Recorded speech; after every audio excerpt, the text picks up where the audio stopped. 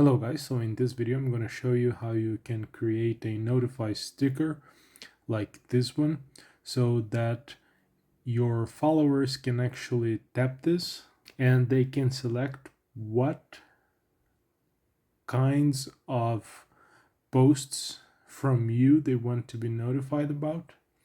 So to do that, because this is a relatively new feature, make sure you go to the Play Store and make sure that your Instagram is updated.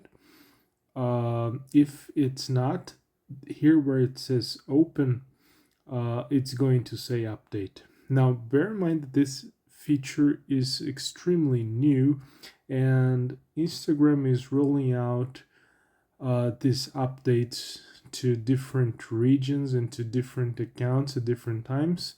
So you might not have received this version yet. So I'm going to tap open so I can go to my Instagram feed, and I'm going to tap this plus sign here to create a new story.